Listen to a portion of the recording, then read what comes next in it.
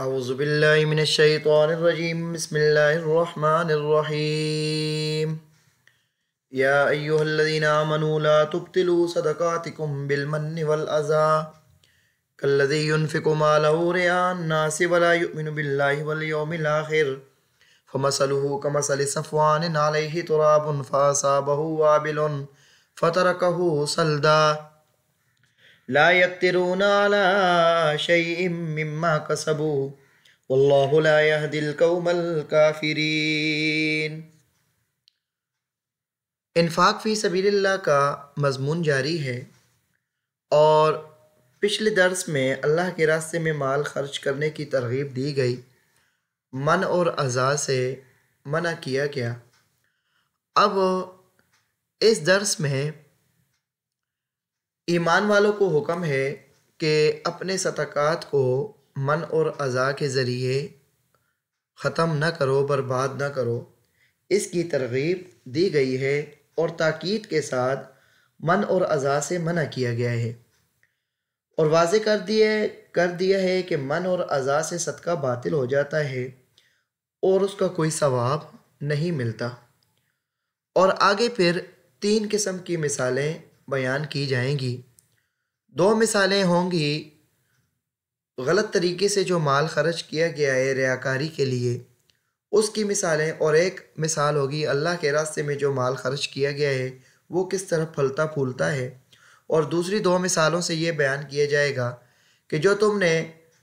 ریاکاری کے لیے مال خرچ کیا، اس کا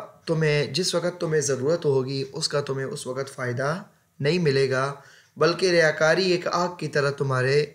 جو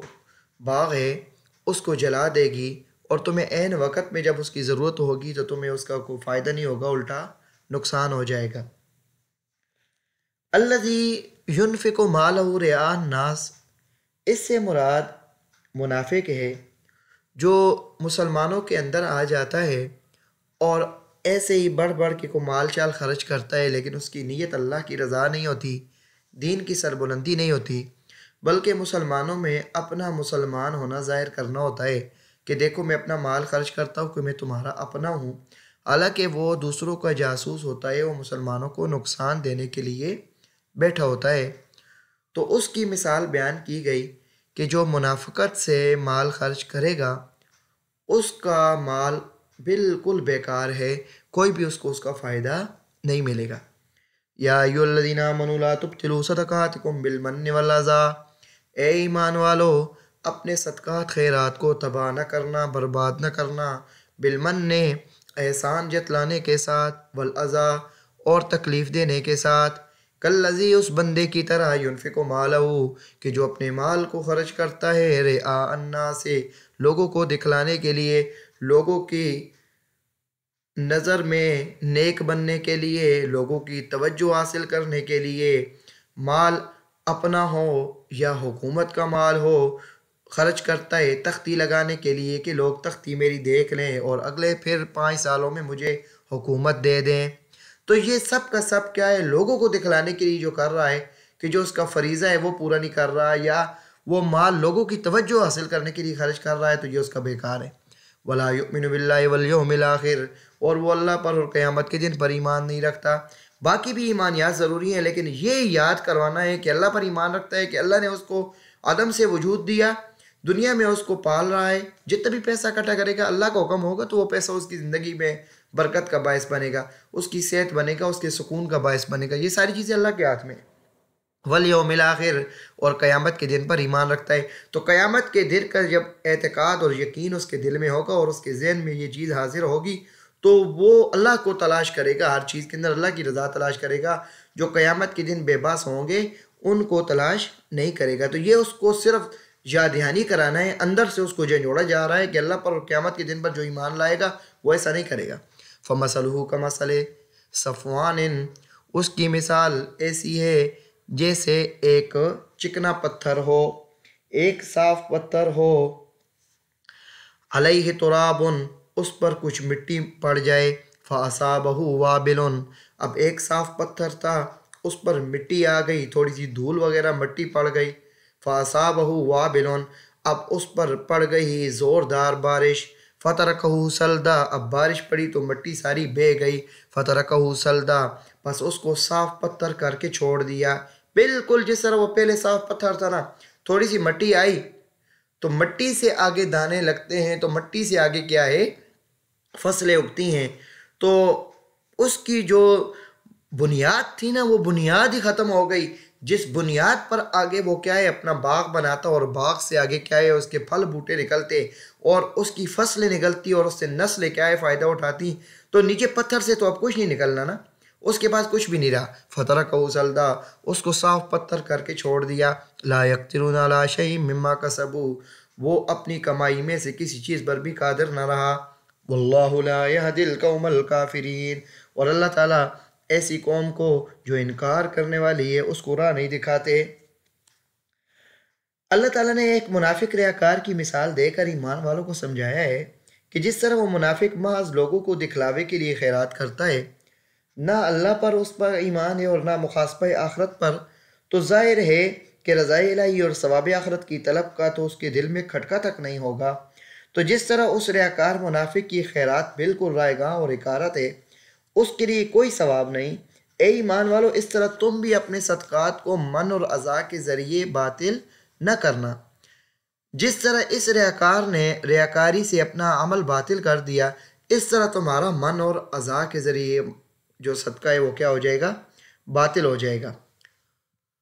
فَمَثَلُهُ كَمَثَلِ صَفْوَانٍ عَلَيْهِ تُرَابٌ، یہ فمثلو کی ضمیر سے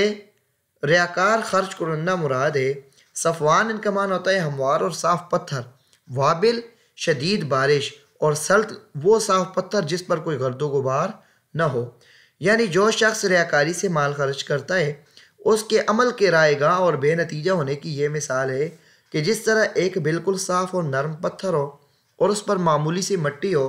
پھر اس پر سخت زور کی بارش ہو جائے تو وہ پتھر مٹی سے بالکل صاف ہو جاتا ہے اور اس پر مٹی کا ایک ذرہ بھی نہیں ٹھہر سکتا، یہی حال ریاکاروں کے غیر مخلصانہ اور ریاکارانہ اعمال کا ہے کہ وہ ریاکاری کے سیلاب میں بہہ کر ضائع ہو جاتے ہیں اور ان پر کوئی ثواب نہیں ملتا، وہ سمجھتے ہیں کہ ہم نے بہت کچھ کیا مگر آخرت میں ان کے ہاتھ کچھ نہیں آئے گا،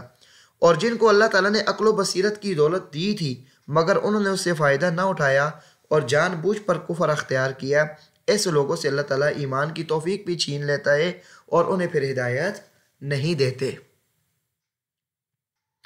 وَمَثَلُ الَّذِينَ يُنْفِقُونَ أَمْوَالَهُمُ ابْتِغَاءَ مَرْضَاتِ اللَّهِ وَتَثْبِيتًا مِّنْ أَنفُسِهِمْ،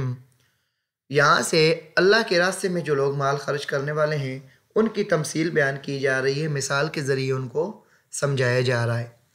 اور مثال ان لوگوں کی جو اپنے مال اللہ کے راستے میں خرچ کرتے ہیں، ابتغاء مرضات اللہ، اللہ کی رضا اور اللہ کی خوشیوں کو تلاش کرتے ہوئے کہ میرا مالک مجھ سے راضی ہو جائے اور کل قیامت کے دن میں اس کے پاس ہو جاؤں تو وہ کہہ دے شاباش میرے بندے، اس کا یہ مقصد ہے، وَتَثْبِيتًا مِّنْ أَنفُسِهِمْ، اور اپنے دلوں کو ثابت قدم رکھنے کے لیے خرچ کرتے ہیں کہ اللہ کریم اس مال کے ذریعے ہمارے دلوں کو ثابت رکھے کہ یہ جو خرچ کرنا ہے اس کا ثواب سے ہمارا ایمان مضبوط رہے۔ کمثل جنت، ان کی مثال ایک باغ جیسی ہے، بربوۃ جو اونچی جگہ پر ہے، اصابہا وابل اونچی جگہ پر باغ ہے اور اس کو زوردار بارش پہنچتی ہے، اونچی جگہ پر باغ ہو نا تو وہاں پر سیم بھی نہیں ہوتی اور جب بارشوں کو پانی ہوتا ہے وہ بھی کھڑا نہیں ہوتا، تو بارشوں کو پانی کھڑا ہو جائے تو اس سے بھی فصل خراب ہوتی ہے، اصابہ وابل اس کو زوردار بارش پہنچی ہے، فاتت اکلہا ضعفین تو وہ باغ اپنا پھل 2 گنا لے آیا ہے، فَإِن لَّمْ يُصِبْهَا وَابِلٌ اور اگر اس کو زوردار بارش نہ بھی ملتی تو فَطَلٌ تو ہلکا سا پھوارا بھی اس کو کافی ہو جاتا، ایک ہوتی ہے شبنم، ایک ہوتی ہے ہلکی بارش، ہلکی بارش ہمارے جو پنجاب کے علاقے ان میں تو نہیں ہوتی، بہت کم ہوتی ہے، لیکن اکثر جو سمندر کے ساتھ علاقے ہوتے ہیں کراچی میں جائیں تو ہلکا سا فوارا سا ہوتا ہے، تھوڑی تھوڑی سی بارش ہوتی ہے جو کپڑوں کو گیلا بھی نہیں کرتی لیکن جو موسم ہے اس کو بہت ہی پیارا بنا دیتی ہے، فتل تو اس کو وہ فوارہ بھی کافی ہو جائے گا، یعنی اس کو اگر بڑی بارش نہ بھی ملے نا تو فوارہ بھی اس کو کیا ہو جائے، کافی ہو جائے۔ ایسے ہی اللہ کے راستے میں جو لوگ مال خرچ کر رہے ہیں تو ان کا اگر بہت اعلیٰ درجے کا کیا ہے، ان کا اخلاص نہ ہو، اعلیٰ درجے کی ان کے اندر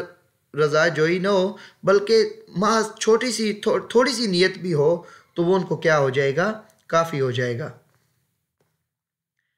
ریاکاروں اور منافقوں کی مثال بیان کرنے کے بعد مومنین کے صدقات کی مثال بیان فرمائی جو معاذ اللہ کی رضا جوئی اور تزکیہ نفوس حاصل کرنے کے لیے خرچ کرتے ہیں۔ ابتغاء مفعول لہو ہے، تثبیتاً اس پر معطوف ہے۔ من انفسہم میں من ابتدائیہ ہے، یعنی وہ لوگ جو اللہ کی رضا جوئی اور دل کے کامل یقین اور ایمان کی وجہ سے مال خرچ کرتے ہیں۔ یہی حضرت شعبی اور حضرت سدی اور قتادہ اور اس طرح بہت سارے علماء سے منقول ہے۔ ربوتن کا معنی ہوتا ہے ٹیلا، یعنی وہ جگہ جو دوسری زمین کی نسبت کچھ اونچی ہو، اور تلن سے یہاں شبنم مراد نہیں ہے بلکہ ہلکی اور خفیف بارش مراد ہے۔ تمثیل کا ما حاصل یہ ہے کہ جو لوگ اللہ کی رضا کے لیے اور پورے ایمان و اخلاص کے ساتھ مال خرچ کرتے ہیں ان کے صدقات اس طرح پھلتے پھولتے اور بار آور ہوتے ہیں جس طرح ٹیلے پر ایک باغ ہو، اس پر موسلادھار بارش پڑے تو اس باغ کا درخت دگنا پھل دیتے ہیں، اور اگر موسلادھار بارش نہ ہو تو ہلکی سی بارش بھی پڑ جائے تو بھی باغ کافی پھل دیتا ہے۔ اس طرح اخلاص نیت سے کیے ہوئے صدقات کا اجر خدا کے یہاں بہت زیادہ ملتا ہے۔ اگر اخلاص اعلیٰ درجے کا نہ بھی ہو تو مطلق ایمان اور نیت کی درست بھی صدقات کا کیا ہے؟ ثواب بڑھانے کے لیے کافی ہے۔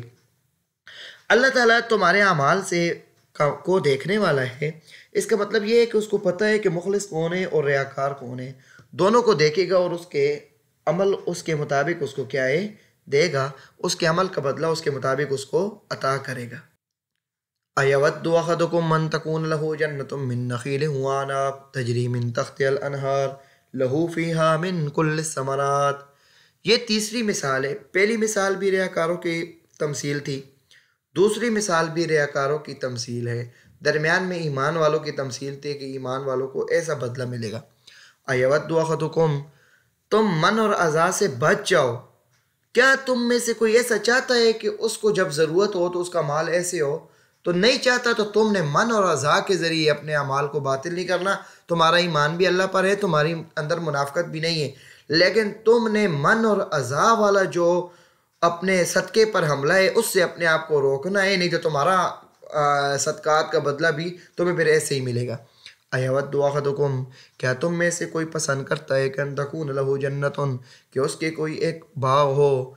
اس کے لیے ایک باغ ہو، من نخیل، کھجوروں کا، وَأَعْنَابٍ اور انگوروں کا، تجری من تحتها الانہار جس کے نیچے ندیاں بہتی ہوں، پانی پانی ہو، لہو فیہا من کل الثمرات، اور اس کے لیے اس میں سے ہر قسم کے پھلدار درختوں پھل ہوں، وَأَصَابَهُ الْكِبَرُ اور اس مالک کو بڑھاپا آ جائے، وَلَهُ ذُرِّيَّةٌ اور اس کے بچے بھی ہوں، ضعفاء کمزور، ابھی تک بچے بھی کچھ کام نہ کر سکتے ہو، یہی باغ ہو جس پر اس کا گزارا ہو، فَأَصَابَهَا إِعْصَارٌ پس اس کو پہنچ جائے اعصارٌ ایک بگولا، فیہ نار جس میں آگ ہو، فاحترقت پس وہ سارا باغ جل جائے۔ کیا تم میں سے کوئی ایسی چیز کو پسند کرتا ہے؟ تو کوئی بھی پسند نہیں کرتا۔ یہ ریاکاروں کے اعمال کے ضائع اور بے نتیجے ہونے کی دوسری مثال ہے، یعنی ایک آدمی جو بوڑھا ہو چکا ہو، روزی کمانے کے لائق نہ رہا ہو، اور اس کے چھوٹے چھوٹے بچے بھی ہوں جو ابھی کمانے کے قابل نہ ہوں، اس کو ایک کھجوروں انگوروں کا باغ ہو، اس کو بگولا جلا دے، یعنی عین اس وقت وہ باغ جل کر تباہ ہو جائے جبکہ مالک اس کے پھل کا سخت محتاج ہو۔ یہی ریاکاروں کے اعمال کا حشر ہوگا کہ میدان حشر میں جب ان کو سخت ضرورت ہوگی وہ کام نہ آ سکیں گے، کیونکہ وہ تو دنیا میں ہی ریاکاری کے بگولے میں جل کر راکھ ہو گیا۔ کذالک یبین اللہ لکم الآیات لعلکم تتفکرون، اس طرح اللہ کریم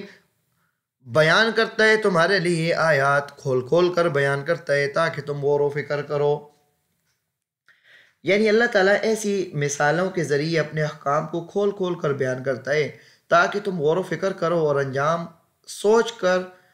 کوئی قدم اٹھاؤ۔ اب اگر اچھی نیت ہوگی، اللہ کے راستے میں مال خرچ کرو گے،